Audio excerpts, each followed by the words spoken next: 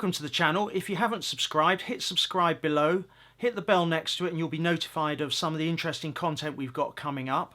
But it's great to see you back, and today we're going to build on our previous video where we looked at that challenging decision of do you produce your videos, perhaps for YouTube, in 4K or 1080p. As we looked at in the video, and I'll put a link above for that, we looked at the end-to-end workflow, because whilst it seems like a really simple decision, 4K or 1080p, and an obvious one perhaps, there are many steps in the workflow which can have an impact on that decision. Today we're going to look at one of the early parts of the workflow, the choice of lens.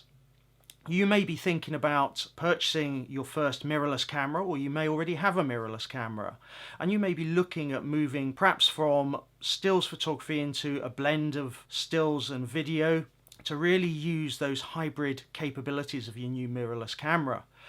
But which lens do you use? There's lots of reviews out there perhaps for the lenses for use in stills photography, but less so for video.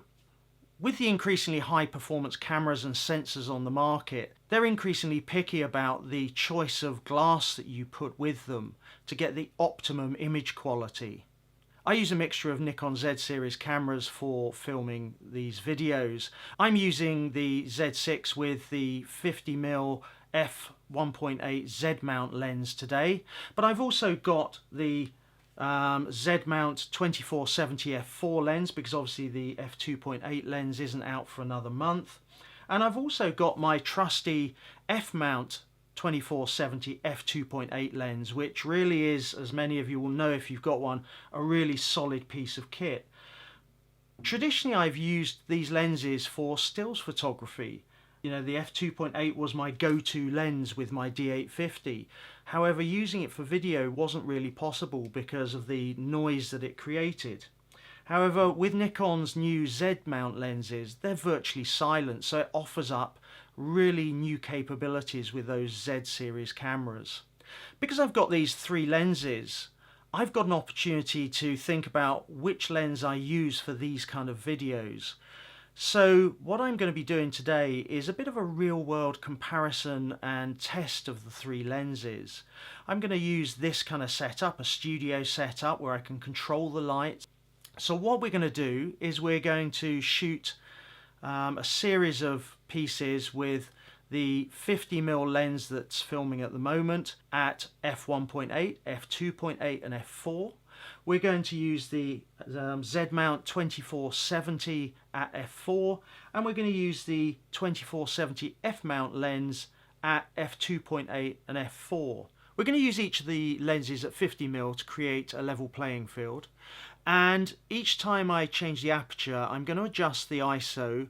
As with modern sensors, the difference in quality between ISO 100 and ISO about 320, which is where we'll probably end up, is not that great. You really can't see it on a video like this. So this is the Z mount 50mm f1.8 lens, shooting at an aperture of f1.8, so the narrowest depth of field. It's holding my face in face tracking. I can see that from the SnapBridge app, and what we should see is that it's really sharp on my face, but it drops off quite quickly. Probably you're seeing my shoulder slightly blurred, and the background should be nicely blurred out. This is a Z mount 50mm f1.8 lens, now shooting at an aperture of f2.8, so we should see the depth of field becoming slightly larger. Again, it's tracking my face with face tracking really nicely, and we should see a bit more of my shoulder, a bit more of the screen next to me in focus. So this is the Z mount 50mm f1.8 lens, now shooting at an aperture of f4, so probably a reasonably wide depth of field. You should be able to see most of the screen next to me probably in focus with this. Again, we're using face detect to track my face, so that should be the focal point for the camera. So this is the Z mount 2470 f4 zoom lens, the one that comes as a kit lens in many of the kits, and we're shooting at aperture f4. Obviously the advantage of this lens being a zoom lens is that I could zoom out to 35mm or 24mm even if I was wanting to have the camera much closer and hand holding the camera. This is the f-mount 2470 f2.8 lens. We're shooting at an aperture of f2.8. You may see a very slight difference to the crop. Obviously I've had to insert the FTZ adapter with this lens and therefore move the tripod plate from the camera base to the FTZ adapter, which has adjusted it very slightly. This is the f-mount 2470 f2.8 lens. It's shooting at f4, and every time I move you can hear the lens chattering very slightly as it makes minuscule adjustments to the autofocus to keep my face as the focal point of the image.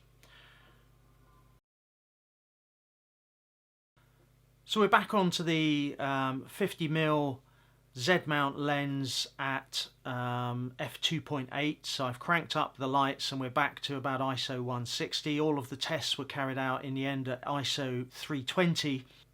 So we've had a look at how the individual lenses perform. Let's see if we can do a bit of a comparison now between the different lenses. When we compare all three lenses at f4 at normal video resolution, there's very little to pick between the different lenses. However, with 4K we quite often want to zoom in, and looking at each of the videos at 100% magnification, what we do see is the Z mounts just have an edge in terms of sharpness over the f-mount f2.8.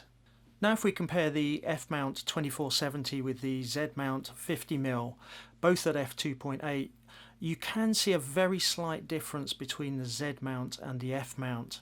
This is probably even more noticeable when we take a vertical slice, and you can see that the Z-mount has just a touch more sharpness to it and a very slightly different white balance or colour tint to it, but that could be corrected in post-production.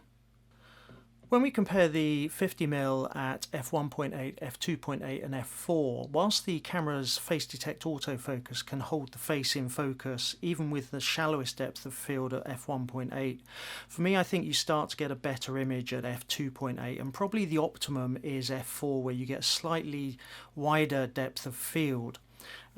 Which gives a slightly nicer image, and if you're far enough away from the background then that's going to be nicely blurred out as well. So what's the outcome of this rather unscientific real-world test of the three lenses? Well, I think the Z-mount lenses have the slight edge over the F-mount lens. They certainly have a weight and size benefit over the F-mount lens, and therefore I'm going to be using my 2470 when I want that slightly wider angle perspective, or perhaps when I'm hand holding and videoing myself and I need that wide angle.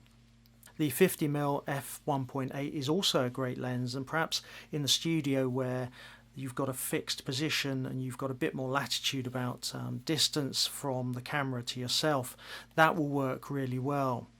Equally, if you're using the f-mount lens, there is almost no noticeable difference between them when you're looking at perhaps a 1080p or a 4K video at normal resolution. So in summary, any of the lenses are great lenses, and it really comes down to what are you going to be shooting. The one thing I have learnt from this comparison is really actually f4 is probably right for me in the scenarios I'm filming in terms of balance between the depth of field and the sharpness of the image. I hope you enjoyed our real-world comparison today. If you did, hit the like button below. Hit subscribe to the channel, and hit the little bell next to it to be notified of some of the interesting content we've got coming up. It would really help me if you could leave a comment below saying which of the options you preferred, as I've got to make a decision as to which lens I use going forward. So any input gratefully received, and I really look forward to seeing you on future videos.